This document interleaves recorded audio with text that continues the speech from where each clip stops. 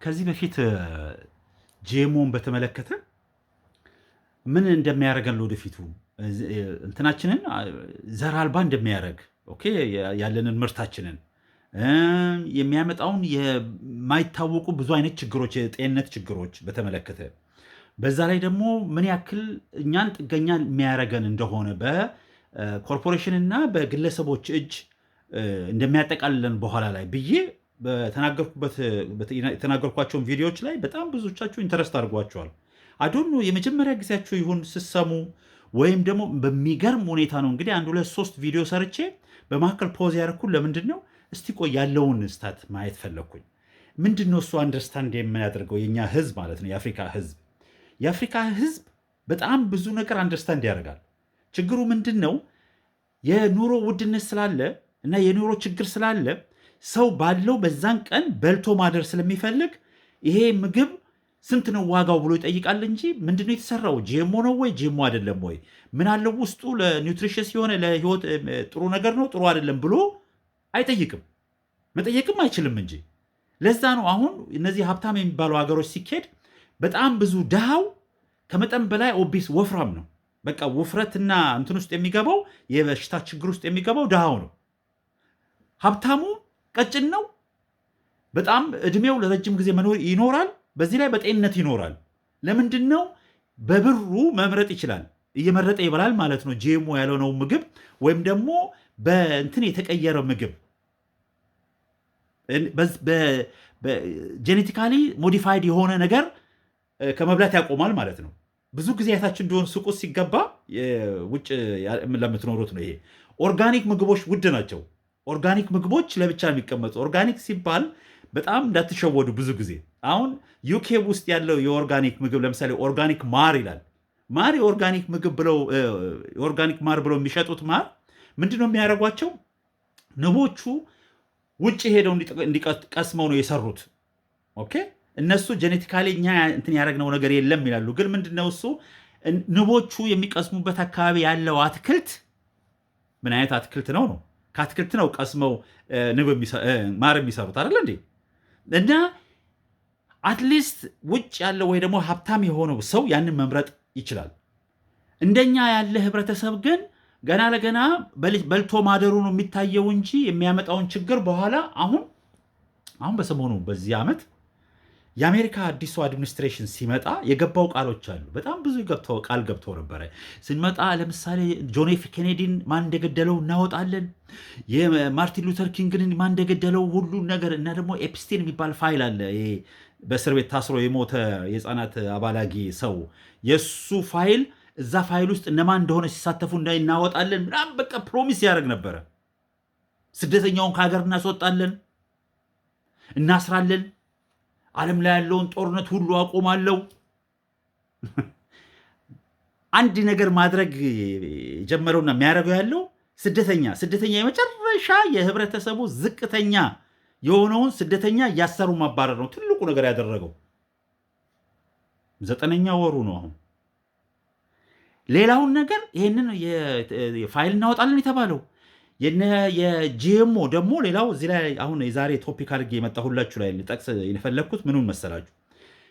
እኛ ስንመጣ ለምሳሌ አሜሪካ ውስጥ በምግቡ ምክንያት ባለው በምግቡ ላይ የሚረጭ አሁን ጂኤምኦ ሲመረት ፔስቲሳይድ ምናምን የሚረጫል። በዛ ላይ ደግሞ ማዳበሪያ ተብሎ ማዳበሪያው ራሱ የሚመረት ነው፣ በፋብሪካ የሚመረት ነው። እና እሱን ከዛ ውስጥ የሚያመጣው ችግር ለምሳሌ ሄዳችሁ ተመልከቱት ሲል የነበረው ለምሳሌ ኦቲዝም አሜሪካ ውስጥ በጣም ቁጥሩ እየጨመረ የመጣ አንዱ ትልቁ ችግር ነው። ኦቲዝም ማለት ከዛሬ በ1990 አካባቢ ከአንድ ሺህ ሰው ከአንድ ሺህ ልጅ አንድ ነበረ። ሬሾን ነው የምነግራችሁ ኦቲዝም የሚኖርበት። በ2024 ባለፈው ዓመት ከ31 ልጅ አንዱ ኦቲዝም አለበት አሜሪካ ውስጥ። አሜሪካ በጣም ብዙ የሕክምና እንትን ስታቲስቲክስ ስለሚሰራ ምናምን ነው እንጂ የሌላውን ሀገር ያውቀዋል።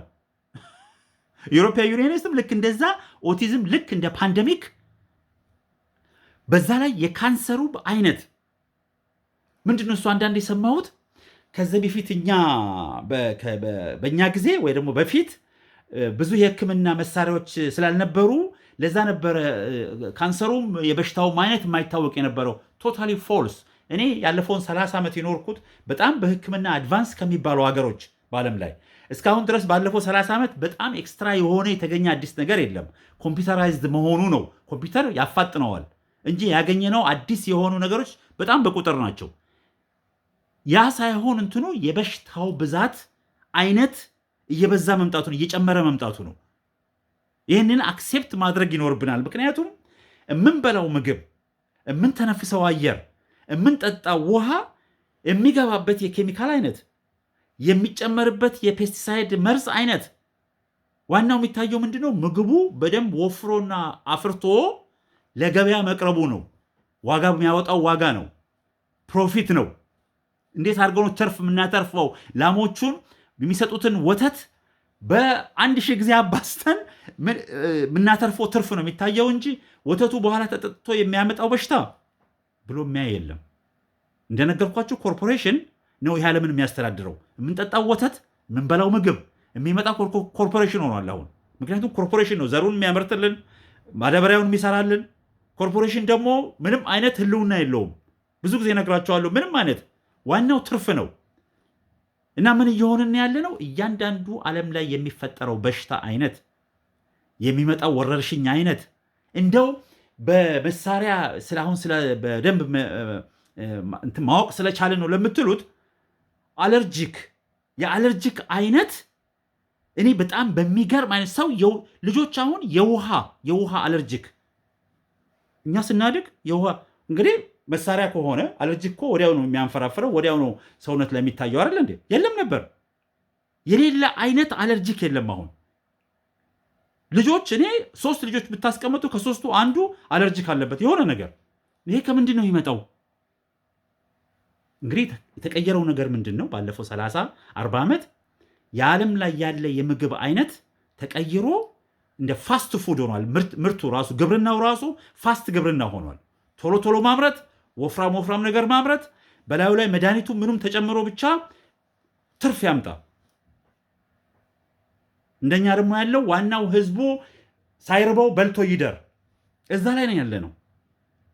እኔ እንደ ዋርኒንግ ማስጠንቀቂያ ብዬ እዚህ እየመጣሁ አንዳንድ ነገር የምናገረው ስለማውቀው ነገርና ስላየሁት ነገር ለውጡን ከዛሬ ያለፈው 30-40 ዓመት ያለውን ለውጥ በራሴ ያየሁትን ማንበብ እኮ አይደለም ወይ ደግሞ ሄጄ መጽሐፍ ላይ ያነበብኩትን አለ ያየሁትን ነው። በዛሬው ቀን ይሄ የምናገረው ነገር እያንዳንዳችሁ ሄዳችሁ ማየት የምትችሉት ነገር ነው። ስለዚህ በልቶ ማደር ብቻ ሳይሆን ኋላ ምንድነው የሚያመጣብኝ፣ ጤንነቴ ላይ ምንድነው እሱ የሚያመጣው ብለን ካሁኑ ማሰብ መጀመር አለብን። በኋላ ላይ ደግሞ ምንድነው የሚያደርገን? አንደኛ የውጭ ተገዢ፣ የኮርፖሬሽን ተገዢ ነው የሚያደርገን። እዛ ላይ ነው በጣም መስራት ያለብን። ጥሩ ዜና ባለፈው ማዳበሪያ አገር ውስጥ ማምረት ልንጀምር ነው የሚል ወሬ አለ። በጣም ጥሩ። ግን ማዳበሪያው አገር ቤት የሚመረት ውጭ የሚመረት እንዴት ነው የሚመረተው? ምንድነውስ የሚያደርገውስ? ከዛስ ደግሞ ዘሩን ስንዘራው የምንጨምረው መድኃኒት ምንድነው የሚያደርገን? ጤንነት ላይ ምንድነው እሱ የሚያመጣው ችግር ብሎ ያንን በሰፊው ማየት ይቻላል አለብን እንጂ ራሱ እሱን ለመመራመር የሚያደርጉ ሳይንቲስቶች ወይም ደግሞ የምርምር አካላት እንዳያደርጉ ብዙ ተጽዕኖ ነው የሚደረግባቸው። በፋይናንስ እንዲያቆሙ ውጤታቸውን ወይ ደግሞ እንትናቸው በማስተባበል ጉድ ላክ